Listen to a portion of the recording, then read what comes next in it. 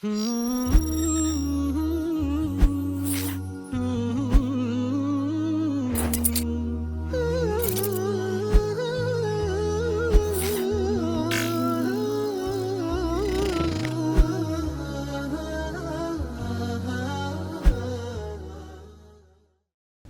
shikues, mirë se ritakojmë sërish në emisionin Gratë në Kur'an dhe emisionin e kaluar, javën e kaluar folëm për surën Ali Imran, familjen e Imranit, ku protagonistja po themi e parë e kësaj historie kuranore është nëna e Meremes, bashkëshortja e Imranit, e cila në shtatzanin e saj kishte një vizion dhe një jetë shumë të qartë se kush do të ishte fëmija e saj, çfarë duhet të bënte dhe cili duhet të ishte roli i tij apo i saj në shoqëri, edhe pse ajo shpresonte që do të ishte djalë, historia do të tregojë që ai do të lindi vajzë, do të lindi Meremen. Sot ju kemi për të vijuar sërish pra këtë ngjarje, këtë histori, këtë dobi, mirë se vini edhe sot. Mirë se gjetëm, faleminderit Ilir. Ne lexuam ajetin kuranor të surës Ali Imran, ku ishte duaja e bashkëshortës së Imranit, pra kur e tha Zoti im, këtë fëmijë që është në barkun tim, unë vendosa që ta kushtoj vetëm ty. Pranoje këtë prej meje dhe ju e përmendet që ajo kishte një jetë që shpresonte që do të ishte mashkull dhe do të shërbente te faltoria. Ndërkohë ajeti tjetër thotë dhe kur ajo e lindi foshnjën, tha: O Zoti im, unë e linda femër, por Allahu e dinte shumë mirë se çfarë kishte lindur. Ajo, sigurisht që mashkulli nuk është si femra. Unë i vura emrin Meriem, atë dhe pasardhët e saj po t'i lë ty në mbrojtje për shejtanit të mallkuar. Pra kaderi vjen në një formë ndryshe nga njeti dhe duaja e bashkëshortës së Imranit, një kader i cili ndoshta mund duket zhgënjyes fillimisht, po historia do t'tregojë që kaderi është gjithmonë më i mirë se duat dhe njetet tona. Me emrin e Zotit, mëshirues, mëshirbërës, mëshirplot, në emisionin e kaluar folëm që gjendja shpirtërore e nënës, lidhja e saj me Zotin dhe njetet e saj me objektiva afatgjat, njetet të largëta dhe fisnike, ndikojnë shumë edhe në gjendjen emocionale të embrionit, por pse jo ndikojnë edhe në ecurinë e këtij fëmije. Se fiks se çfarë do të ndodhë me këtë fëmijën nuk e di prindi. Patjetër prindërit që dëshirojnë më të mirën për fëmijët e tyre, por as prindi nuk e ka në dorë jetën e fëmijës së tij, as dhe vetë njeriu nuk e ka në dorë të ardhmen e tij. Ajo që ka në dorë njeriu është pikërisht që të bëjë më të mirën në aspektin e besimit, pra që të jetë vetë besimtar dhe ta shtojë besimin, edhe përmendëm sidomos nënat në shtatzaninë e tyre kanë një rast shumë të mirë, edhe për të lidhur më shumë me besimin dhe me Zotin, por edhe për të lutur për embrionet e tyre, për fëmijët e tyre. Edhe tham që njetet apo ato synimet t'i kenë afatgjata dhe të kenë shumë më të mëdha se që janë mësuar zakonisht njerëzit me njete të vogla. Siç e përmendën që fëmia thjesht jetë i lumtur, mos ketë smundje, mos ketë probleme, të jetë i mirë për familjen time. Këto janë patjetër që janë, po është mirë më lutur shumë më tepër se sa kaq. Pra me qenë më konkret tek njeta e mundësishme, me qenë pak ambicia, me qenë pak më e qartë, me kthjellët. Patjetër, edhe tham një nga ato njete që mësojmë nga bashkëshortja e Imranit dhe nëna e Meriemes është pikërisht përkushtimi i këtyre fëmijëve në besim, pra ta përkushtosh këtë fëmijë Zotit në besim. E tham nuk është domosdoshmëri siç u lut ajo, sa ajo lutej që fëmia që do të lindte prej saj do të ishte shërbëtori dhe kujtesari i faltorës. Por ama me një formë një tjetër duam që fëmijët tanë të jenë të përkushtuar ndaj besimit, ndaj Zotit, ndaj xhamive, ndaj punëve të mira, ndaj adhurimit. Këto patjetër që duhet ta bëj çdo prind. Dhe këto janë njetet, këto janë detyrat që ka prindi teksa pret ardhjen në jetë të një fëmije, por ne nuk e dim se çfarë do të vijë në jetë. Dhe ajeti tregon që pasi ajo mbaron lutjen e saj, o Zot ti je ai që di gjithçka, ai që dëgjon gjithçka dhe ai që di çdo gjë, ajo surprizohet sepse tjetër gjë priste që fëmia që lindi erdhi në jetë nuk ishte një mashkull, por ishte një femër, nuk ishte një djalë, por ishte një vajzë. Nikoj që në mendjen e saj, në kokën e saj ishte që fëmia do të jetë mashkull sepse ajo tashmë kishte përkushtuar Zotit. E thuhet që kur ajo e lindi atë, si thosh u step, e tha si ka mundsi, unë jam lutur Zotit për djalë dhe për mashkull, çfarë do të bëhet me zotimin tim, me përkushtimin që unë i kam dhënë Zotit, si do ta çojnë në vendat përkushtim. Mirë po, dalim përsëri tek ajo që prindrit dhe njerëzit kanë në dorë në jetët e tyre. kanë detyrë që të pastrojnë njetet, synimet e tyre dhe të ngrenë sa më lart ato. Nuk ka ndorë se çfarë do të ndodhë, sepse fëmia, mashkull apo femër, vjen me caktimin e Zotit. Si do të jetë ardhmja e këtij fëmie, përsëri nuk e di prindi, por ato e di Zoti. Po Allahu xhaleshanu për hir të këtyre nijeteve, synimeve kaq fisnike, kaq të larta, e ndryshoi dhe rregull që vepronte mes Beni Israilëve, që deri në atë kohë natë faltore shërbenin meshkujt, por tashmë natë faltore si kujdestar do të shërbente një femër. Pikërisht fëmia e bashortës së Imranit, që kishte patur një besim kaq të madh, një lidhje kaq të madhe me Zotin dhe një nijet kaq fisnik. Dhe stepja e saj përkundrazi do të kthehet në një surprizë shumë pozitive, që jo thjesht nuk do jetë pengesë pse lindi femër, por ajo do ta bëjë detyrën e saj, ndoshta shumë më mirë se çka kanë bërë deri tashmë djemt dhe meshkujt, madje ajo do të jetë jo thjesht kujdestare një faltori, por do sjell në jetë një njeri shumë të madh, që do jetë kujdestar për njerëzimin, do sjell në jetë profetin Isa. Edhe një herë kthehem dhe them këtë pjesë, mos ta lodhim shumë veten se si do të jetë ardhmja e fëmijëve tanë. Prindit patjetër që e kanë shqetësim këtë. Dhe çdo prind natyrshëm që e ka shqetësim. Por nuk jemi ne arkitektët të ardhmës së tyre në aspektin që të përcaktojmë fatin, kaderin, destinacionin e tyre. Ne kemi në dorë ato nijetet dhe lutjet dhe duat që janë shumë të rëndësishme, dhe kemi në dorë të bëjmë më të mirë në edukimin e tyre. Pastaj rrezikun e tyre, pra furnizimin e tyre, jetesën e tyre, të ardhmen e tyre, sa do të jetojnë, si do ta kenë ato shëndetin e tyre, nuk e kemi në dorë. Ne zakonisht merremi me këtë pjesën tjetër, e cila është kompetencë tërësisht hyjnore, dhe neglizhojmë pjesën e parë që do të jetë ajo detyra prindërore. Pra kemi një përmbysje të rolit të duhur që duhet të ketë një prind. Pra një prind duhet kujdeset për ato vlera që janë qiellore, që janë hyjnore për fëmijën e vet, dhe nuk ka kuptim të kujdeset ose të shqetësohet për aspektet materiale, pasi nëse ne synojmë që fëmia jon të bëhet mjek, mjekësia ndoshta pas 40 vjetësh apo 30 vjetësh do jetë një gjë ndoshta jo shumë e vlerësuar. Nëse kërkojmë që të bëhet inxhinier, ndoshta nuk do të jetë e tillë. Pra ne nuk e dimë si do të jetë jeta, si do të vlerësohen profesionet mbas disa dekadash, por do të jemi të bindur se nëse do të ketë vlera, ato nuk zhvlerësohen asnjëherë tek Zoti së pari. Ajo që kuptojmë nga kjo histori është se edhe pse ajo ndoshta u step fillimisht, pra nëna e Meriemës, ajo sërish ia la Zotit këtë punë. Pra thot, unë i vura emrin Meriem, atë dhe pasardhët e saj po t'i lë ty në mbrojtje prej shejtanit të mallkuar. Pra nuk dorëzohet nga po themi mendimi i mirë për Zotin, nga lidhja me Zotin dhe dorëzimin e foshnjës së saj, e cila edhe pse nuk ishte mashkull, sërish t'ia lënë në dorë Zotit. Si duhet ta lexojmë këtë histori në raport me fëmijët tanë? Është shumë interesant se duket që nëna e Meriemës, siç e transmetojnë vetë ajetet kuranore, ka përjetuar shumë shtatzaninë e saj. Po këtë përjetim, thash, e ka kthyer të gjithin në lutje, në dua dhe një zotim. Ai kishte një vizion për këtë fëmijë. Edhe thash, vizioni ishte shumë fisnik, ishte shumë i lartë. Por në atë kohë, siç është normale ta mendosh, nuk ishte dhe mundësia ta dish se çfarë do jetë ky fëmijë. Do jetë i gjinisë mashkull apo do jetë i gjinisë femër. Ajo thjesht në perceptimin e saj dhe sipas zotimit që kishte vënë, priste që të ishte një djalë. Dhe stepja e saj, kjo është element i rëndësishëm për të ndalur, kur lindi femër, nuk ishte keqardhja se lindi një vajzë, përkundrazi. Ajeti kuranor nuk e thot as pak diçka të tillë, madje do ta shikojmë se thot të kundërtën.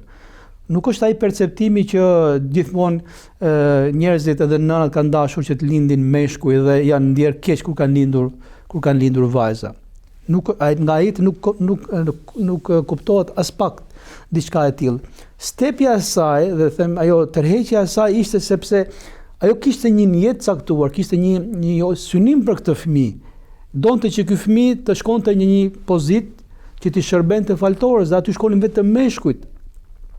Kjo është arsyeja që e bën stepët, jo se stepët ajo që i lindi një vajzë dhe jo që u ndje keq pse i lindi vajzë dhe nuk i lindi djalë.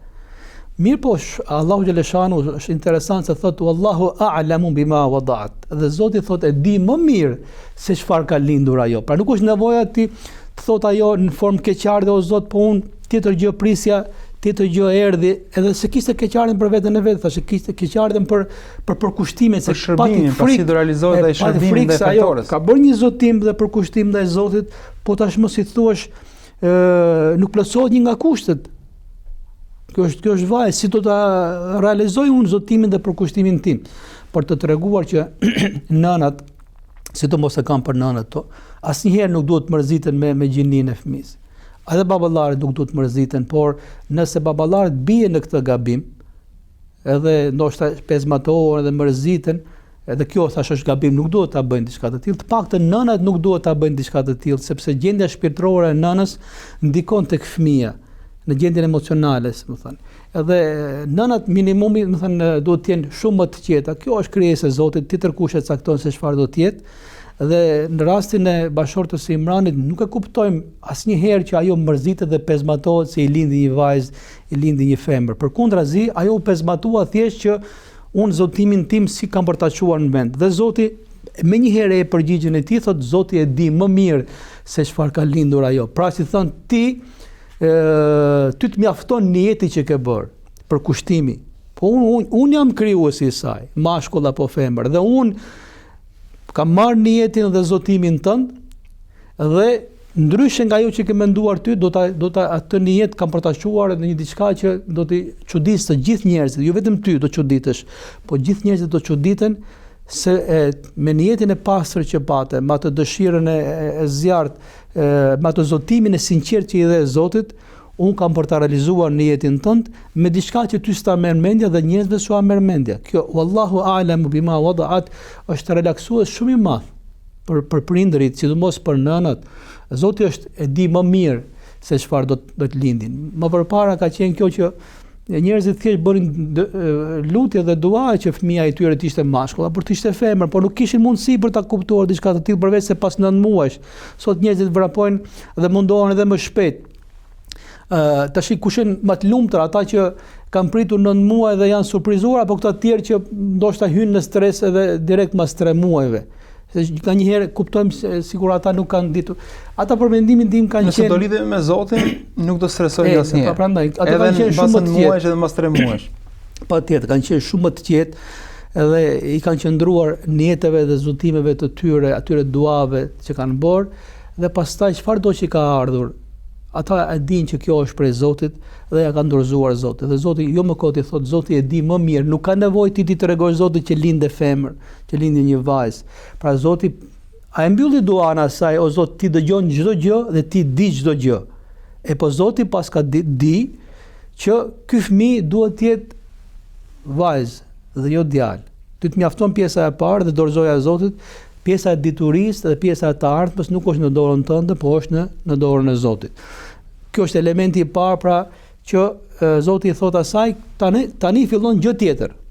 Ti mbarove detyrën tënde në aspektin e, po themi, të nijetave, të përkushtimit dhe të zotimit. Zoti e di më mirë dhe aty ka një pjesë, një sekuencë ajetit kuranor që është shumë e rëndësishme, walaysa dhakaru kal untha, dhe mashkulli nuk është si femra. Nganjëherë është keq kuptuar ky ajet si prioritet i meshkujve ndaj femrave. Pra është keq kuptuar pjesa e parë sikur ajo u mërzit pse i lindi vajzë, edhe sikur ajo thot po të kishte lindur djalë sepse djali është më i mirë se sa femra. Faktikisht ajeti nuk e thot diçka të tillë. Ajo nuk u mërzit se i lindi një vajzë, por thjesht pati frikën se nuk do të plotësohet zotimi i saj. Dhe e dyta, aty nuk ka një preferencë të meshkujve ndaj femrave. Ajeti thot komplet të kundërtën. Mashkulli nuk është si femra, do të thonë femra është më lart. Pra kjo është pjesë e fjalës hyjnore. Zoti i thot, kjo femër, kjo duhet të jetë femër. Dhe ajo që do të bëj kjo femër nuk e bëjnë dot meshkujt.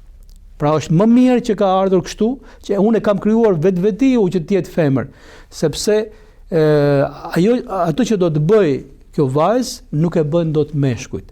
Pra nëse ka preferencë dhe ka diferencim këtu, nuk është diferencim që meshkujt janë më të mirë se sa femrat, përkundrazi, sipas këtij ajeti kuranor, në këtë rast femra është më e mirë se sa mashkulli.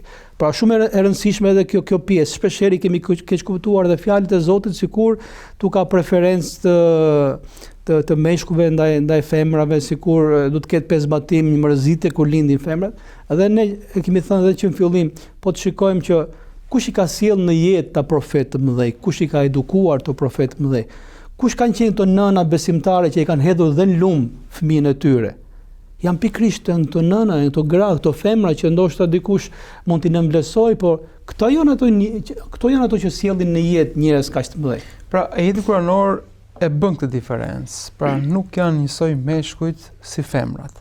Atë që ndoshta po përpiqet këtë diferencë, që ndoshta përpiqet modernizmi ta ngatëroj, duke thënë se jo janë njësoj. Jo, ka një diferencë. Po kjo nuk do të thotë se femrat duhet përpiqen të bëhen si burrat për të bërë të suksesshëm, dhe nuk do të thotë se duke qenë femër nuk mund të jesh, po themi, më e vlefshme se meshkujt. Pra, mjafton që të ruajmë dy koncepte. Meshkujt dhe femrat kanë diferenca të ndryshme në mënyrën se si i qasen dhe i shërbejnë jetës, po nga ana tjetër, kjo femër vjen si shumë më e vlefshme se po themi dobia e shumë burrave të tjerë. Kështu që nëse do bëhemi femra të suksesshme, nuk kemi pse kompleksohemi fare, ashtu siç nëse do të jemi meshkuj, do të kemi shumë, po themi, hapësira të tjera për të kontribuar dhe për të ngritur tek Zoti. Shumë e saktë është kjo pjesë që tentativat për barazim në mes burrave dhe grave, meshkujve dhe femrave. Heqja e diferencave është artificiale. Kanë qenë padrejtësi në aspektin e kësaj, ato përpara Zotit janë të barabartë, kanë role të ndryshme dhe kanë botë të ndryshme, kanë specifika të ndryshme dhe në gjithë objektivi jonë do të jetë që të fuqizojmë anët pozitive apo specifikat që kanë femrat, po ashtu dhe specifikat që kanë burrat, por ne faktikisht bëjmë të kundërtën, mërzitemi, mundohemi ose t'i barazojmë, ose mundohemi të heqim ato veçori që me cilat i ka dalluar Zoti, dhe këtu ne prishim gjithë jetën, nuk prishim thjesht një mashkull dhe një femër, por prishim gjithë sistemin e jetës. Prandaj ajeti kuranor kur thotë edhe nuk janë meshkuj si femrat, për të dalluar, për të treguar që secili ka specifikat e veta. Madje Zoti këtu i thotë se në këtë rast, ajo që ti mendon që kjo vajzë nuk ka për ta kryer detyrën, është krejt e kundërta. Madje ajo do ta bëjë këtë detyrë më mirë se sa meshkujt, dhe kjo vajzë do të ketë dhe një status shumë të madh. Në rastin tonë konkret është Meriemja, ajo do sjell, nuk do të jetë thjesht kujdestarja e kësaj faltori, po ajo do sjell në jetë një njerëz të madh. Po të kishte lindur djalë, nuk do vinte në jetë Isaia alayhis salam. Prandaj ne ngatrohemi tek ajo pjesë që nuk është kompetenca jonë. Ngatrohemi pikërisht tek ato që janë krijimi i Zotit dhe janë dhunti e Zotit. Zoti i ka dalluar meshkujt me disa specifika, i ka dalluar gratë me specifika të tjera, nga që ne nuk bëjmë detyrën tonë si njerëz, qofshin burra apo gra, ne i përzim këto mesele dhe pastaj futemi në mendimin e labirinthe për të cilave nuk kemi dalje prej tyre. Pra, një Isa alayhis salam nuk mund të vijë nëse ngatrohen këto role, dhe një Merieme nuk mund të ndërtohet nëse nuk bëhet kjo diferencë, dhe kështu po themi ruhet madhështia, por ruhet dhe diferenca midis dy roleve. Ky ajet mbaron me një dua, pra siç e bën bashorët e Imranit, ku thotë këtë dhe pasardhët e saj po t'i lënë në mbrojtje ty prej shejtanit të mallkuar. Që do thotë se një prej po themi vizioneve dhe një prej meraqeve që duhet kemi është dhe betejë me shejtanin e mallkuar, e cila shpesh është figurative, nuk është konkrete në jetën tona, nuk është prezente në jetën tona, shpesh është thjesht në rrafshin e bestytnive, se mos shkelim diku, se mos po themi prekim diku, por nuk është si një betejë reale me cilën ne duhet të jemi vigjilent dhe konkret. Do të ngjejmë që sapo lind ky fëmijë, thash pasi kalon ai faza, po themi, e stepjes dhe hezitimit të nënës së Meriemës, bashortës së Imranit, stepja që lindi një vajzë, çfarë do të bëhet, dhe Zoti e qetësoi atë që ai e di më mirë se çfarë ka lindur, nuk është puna jote kjo.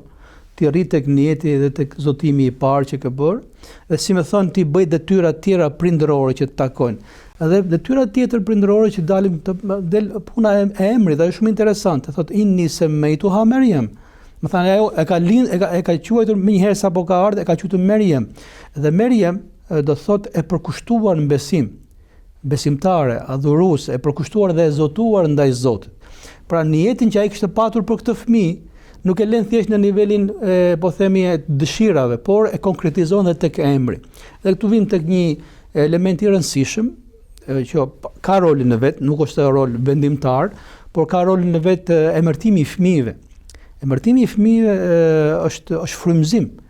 Do të jetë frymëzim për fëmijën. Pra një fëmijë i cili rritet me ato që unë jam Merieme, unë jam e përkushtuar dhe e zotuar ndaj besimit, e pastër e lirë në besimin tim, kjo ndikon. Është vërtetuar që emrat shpesh herë frymëzojnë.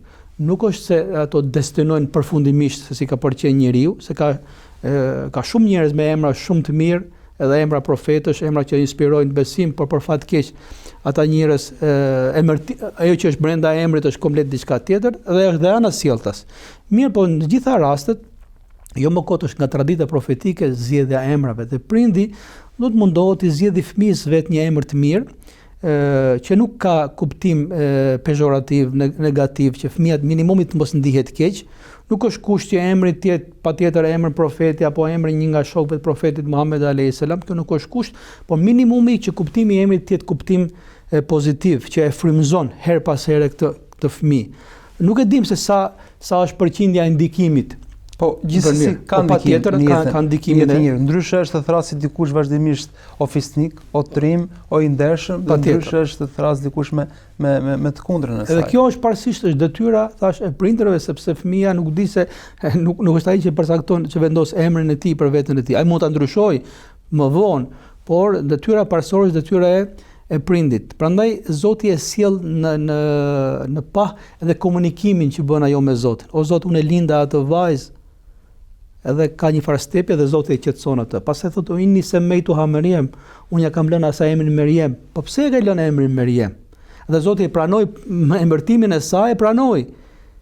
Nuk është se i mësoi të lë një emër tjetër, e pranoi sepse ishte vazhdimsi atyre nijeteve dhe dëshirave që ajo kishte për fëmijën e saj, edhe këtu del në pah tash një detyrë prindërore që emri i mirë, emri që frymëzon për mirë, që e inspiron fëmijën, është detyrë prindërore.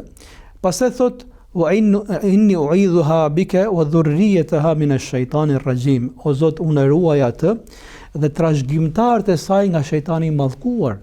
Kjo është prapë një detyrë prindërore.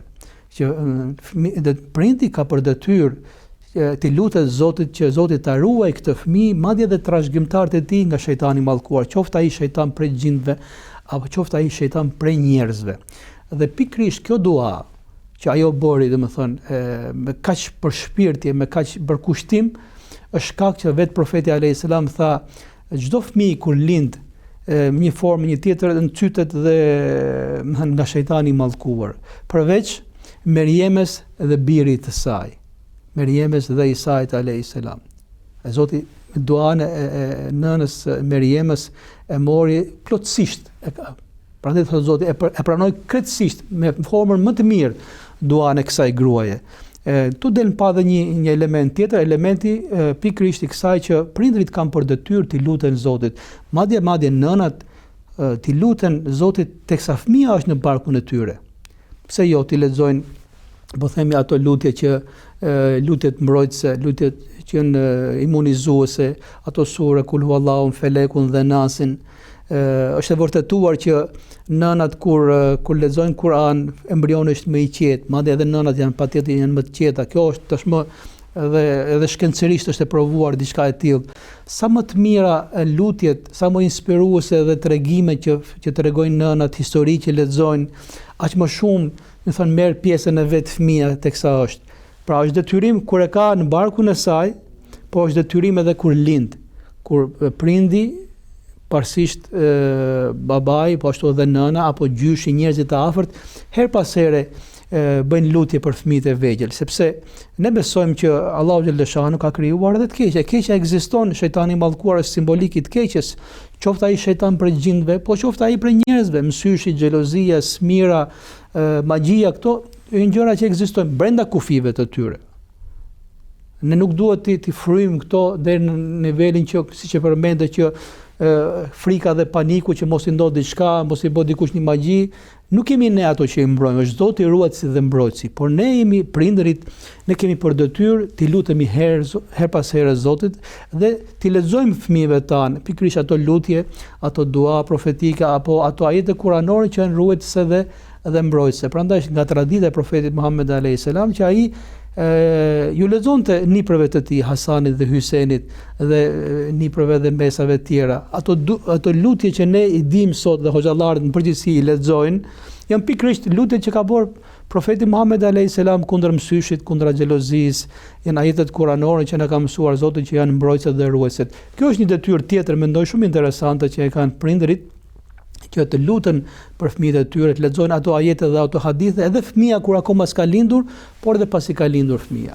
Dhe në fakt, jo vetëm në fazën e foshnjërisë, por se deri në fazën e pjekurisë, fëmia, çdo fëmijë duke qenë i brisht, është vulnerabël ndaj, po themi, kurtheve të shejtanit, i cili vjen shpesh përmes koncepteve, përmes modeleve joshse, përmes, po themi, sloganeve të ndryshme që shpesh ndikojnë dhe tek devijimi i fesë të tij. Bëjmë një shkputje shumë të shkurtër dhe rikthehemi sërish bisedën. Nërmiq, shihemi pas pak në pjesën e dytë.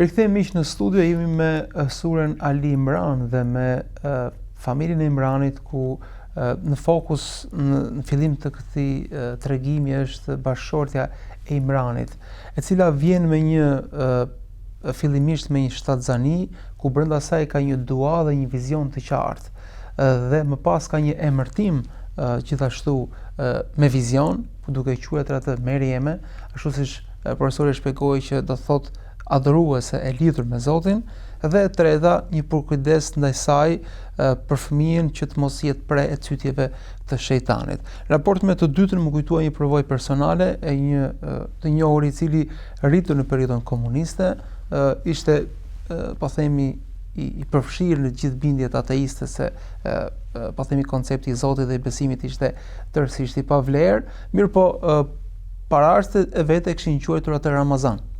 Dhe pavarësisht se ndaj fesë kishte qëndrim negativ, kur vinte Ramazani kishte tjetër ndjesi, kishte tjetër po themi aspekt, sepse emri i tij ishte Ramazan.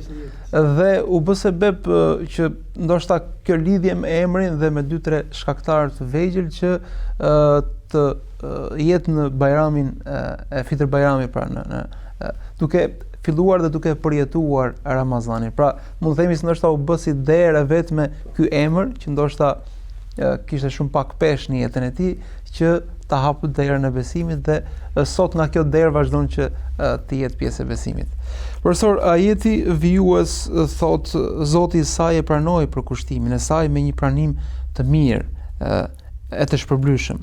Edhe e rriti atë pra vajzën, e cila do të quhej Merieme më vonë, me një edukat të mirë. Ai e vuri atë në kujdesin e Zekerias. Pra me një herë Zoti vjen me një qetësim ku thot Zoti e pranoi përkushtimin e saj. Pra nuk ishte një përkushtim që po shkonte përkundër po themi duas, nuk ishte një përkushtim i cili po dukej sikur nuk do merrte po themi formën e dur. Zoti thotë që Zoti e pranoi përkushtimin e saj. Kurani është madhështor, dhe nëse me syrin e një regjizori të shikonim ajetet kuranore, shumë interesant, sepse njerëzit, personazhet hyjnë në skenë aty ku është vendimtare dhe Zoti jep aq informacion sa që është i rëndësishëm. Pastaj këto personazhe dalin nga skena. Do gjejmë që në ajetet që kemi lexuar deri tani, Zoti ka folur për bashkëshortën e Imranit, nënën e Meriemës, për përjetimet e saj. Kaq është historia e saj në Kuranin famlar, por është një histori model. Edhe çdo lloj njeriu që ka dëshirë të marrë model, i mjafton kaq. Edhe do të gjejmë se tashmë e mbrapa del nga skena bashkëshortja e Imranit, nëna e Meriemës, por Zoti përmend 3 elementë që janë shumë të rëndësishëm përpara se të vijë të flas në detaje për Meriemën. Dalja nga skena me shumë gjasa është që ajo ndron jetë. Edhe të gjitha këto lutje, këto përkushtime, këto përgjërime, këto sinqeritete që kishte, ajo si ka parë. Se ka parë fëmijën të rritet, se ka parë fëmijën të bëhet Merieme e përkushtuar në adhurim dhe në besim. Si ka parë, po ka qenë e bindur ama. Patjetër bindjen e ka pas. Jo më kot Zoti e Kjo e tregon. bën të madhe të veçantë. Si ka parë me sy, po i ka parë me syrin e besimit dhe me zemër, sepse jo çdo gjë është shef syri. Syri shef pak, po zemra dhe besimi shohin shumë më tepër se sa aq. Allahu xhaleshanu çfarë thot? Zoti e pranoi me formën më të mirë. Çfarë pranoi Zoti? Çdo gjë që pranoi përgjërimin e saj, zotimin e saj, emërtimin që i bëri fëmis dhe duan që ajo bëri për vajzën e sapo lindur dhe për trashëgimtarët e saj që Zoti t'i ruaj nga shejtani mallkuar, nga kurthet dhe nga cytjet e tij. Të gjitha këto i pranoi Zoti. Kjo është elementi i parë, pra që ne si prindër kemi për detyrë t'i lutemi Zotit me formën më të mirë të mundshme. Jetët tona të jenë të pastra, të jenë sinqerta, po nuk është kusht që ne të shikojmë apo të dëshmojmë përgjigjen e këtyre duave. Dhe kjo është, ajo nuk i pa, po themi, me sytë e veta përgjigjen e lutjeve të saj, edhe pse ishte e bindur se kujt Zoti është lutur. Kjo është element shumë i rëndësishëm. Patjetër dëshira e prindit është të shikojë rritjen e fëmijës vet, martesën e tij, që ai të bëhet pastaj baba. Prindi ngelet gjithmonë prind dhe fëmia ngelet gjithmonë fëmijë. Por nuk e kemi ne në dorë që t'i shikojmë. Ne kemi në dorë pjesën e parë. Prandaj unë gjithmonë po themi, le të bëjmë detyrat tona si prindër të na plotësoj Zoti në formën më të mirë të mundshme, edhe pse ndoshta ne nuk i shikojmë ato që do të ndodhin. Puna e parë është Zoti ja bëri kabull. Ja pranoi të gjithë ato gjendje shpirtërore, ato lutje, ato dua dhe ato zotime. Dhe e dyta Zoti thot përsëri, tashmë Zoti ka hyrë. Është Zoti ai që ka marrë në dorë amanetet dhe niyetet e saj. Allahu xhaleshanuhu. E para e ka pranuar dhe të pranoi Zoti tregon që ti ke qenë sinqert në të gjitha këto që ke bërë. Dhe pranimi i Zotit është shumë më lart se ç'mund ta bëj dikush tjetër. E dyta thot e rriti Zoti atë thot në formën më të mirë. Rritja e Meriemës është edukat hyjnore, pra Zoti është ai që e ka rritur atë. A ka më mirë se sa t'ia lësh amanet fëmijën tënd Zotit që ta rrisë Zoti atë. Sepse çdo prind e ka merakun, sidomos nëse është smur dhe kupton që largohet prej kësaj jete, ku do t'ia lej fëmijën? Kush do ta rrisë fëmijën tim? Dhe kjo është normale, kjo është gjendja shpirtërore që vetëm prindi mund ta kuptojë. Mirë, por nëse me vërtet ja dorëzojmë Zotit, ai Zoti është kujdestari më i mirë. Është më i miri që merr amanetin dhe është më i miri që mund ta rrisë. Dhe Zoti e ka rritur Meriemën në formën më të mirë, madje rritja është fazë pas faze, është po themi stacion pas stacionit, sepse edukimi nuk ndodh për një moment. Mrekullia ndodh në një moment, ndërsa edukimi ka nevojë për kohë.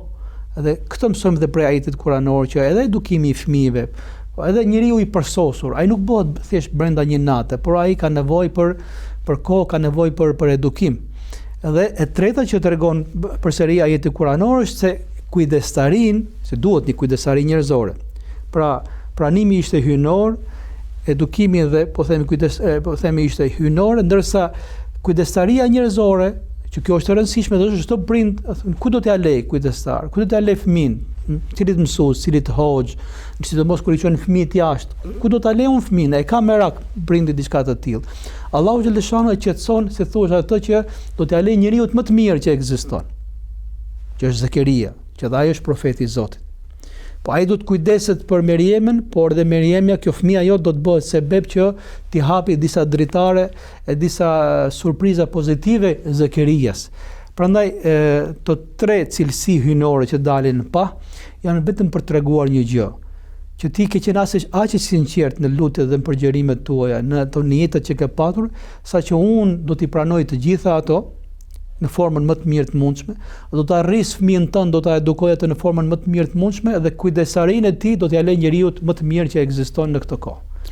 Profesor, nëse kthehemi tek fillimi i këtyre ajeteve, tek fillimi i kësaj ngjarje, i cili fillon me një dua dhe një vizion shumë të qartë të nënës së Meriemës, e cila donte që kjo shtatzani të kishte frut një person i cili do të përkujdesej për fenë e Zotit, për faltoren, për vendin ku njerëzit mblidheshin për të lidhur me Zotin. Shpesh jemi të dekurajuar që ta bëjmë këtë dua dhe këtë niyet për fëmijët tanë, sepse mendojmë se nëse niyeti do jetë vetëm që të jenë fëmijë të lidhur me Zotin, nuk do kenë status në shoqëri, nuk do kenë të ardhur në shoqëri, nuk do kenë lavdi në shoqëri. Kurani na tregon të kundërtën. Nëse ne synojmë që fëmijët tanë të jenë të lidhur me Zotin dhe të shërbejnë mesazhet e Tij, Zoti do t'i ngrejë, do t'i lartësojë. Si ta tejkalojmë këtë kurth në cilin kemi rënë dhe jemi të bindur se nëse fëmia do merret vetëm me fe, nga kjo botë s'ka për të parë asnjë gjë. Kthehemi, zgjidhja për këtë është që nuk ka zgjidhje më të mirë se sa zgjidhja e Zotit. Nuk ka kujdestar më të mirë se sa Zoti. Nuk ka furnizues më të mirë se sa Zoti. Ndoshta njeriu, nga që e ka vendosur veten e tij në pozicion që nuk i takon. Dhe pozicioni i Zotit për fat keq është dobësuar tek njerëzit. Feja të duket diçka shkputje nga jeta, sikur nëse ai do jetë besimtar apo i përkushtuar, siç rasti i Meriemës, do të jetë njeri pa vlera, njeri që nuk kupton nga jeta. Ne i kemi përzier konceptet. Dhe kemi për fat keq kemi ulur cilësitë dhe pritshmëritë prej Zotit dhe kemi rritur pritshmëritë nga vetja dhe nga njerëzit. Ta mendojmë sikur këtu jemi zotër vet. Pra sikur e zotërojmë ne jetën e kësaj bote dhe këtu i zgjidhim vetë. Edhe unë mendoj që kjo është sprova e njeriu në përgjithësi, po edhe njerëzimit, sidomos në kohën që po jeton, se kemi shumë të mëdha pritshmëritë nga krijesat dhe i kemi ulur pritshmëritë prej krijuesit. Ndërsa këto historinë çfarë na tregojnë neve? Që pritshmëria më e madhe është prej krijuesit dhe krijesat janë me aq sa ju takon atyre.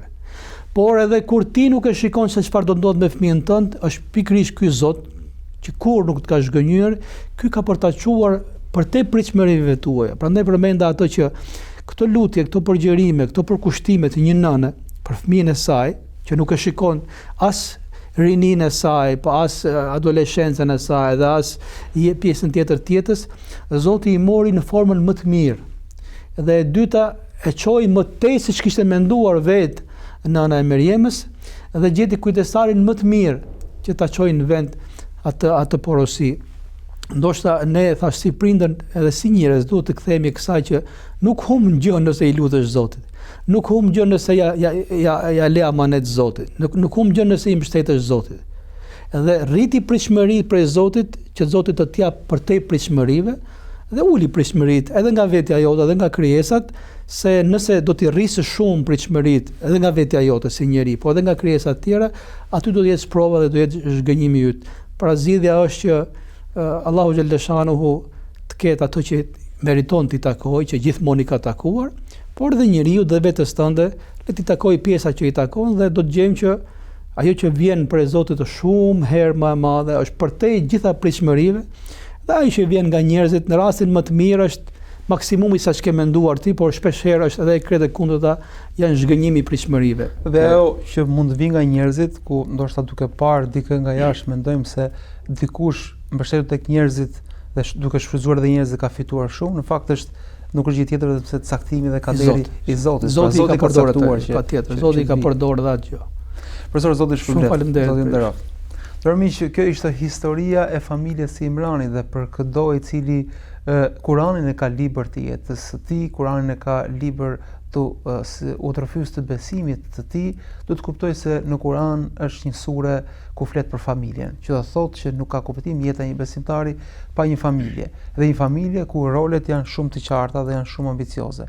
Nuk ka kuptim pa një familje ku duaja është lidhja me Zotin, ku synimi për pasardhësit e vet është që ata të jenë të lidhur me Zotin dhe në shërbim të mesazhit të Zotit. Dhe në fund nuk ka kuptim që kjo dua të mos shoqërohet me bindjen se Zoti është ai që di gjithçka dhe ka urtësi mbi gjithçka dhe çdo formë që vjen kaderi i tij është më i mirë se ajo që ne kemi synuar dhe ajo më e mirë se ajo që për cilën ne jemi lutur.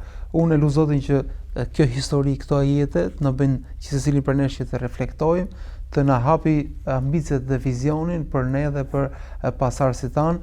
Zoti shpëlbej përmendjen dhe miru takofshim.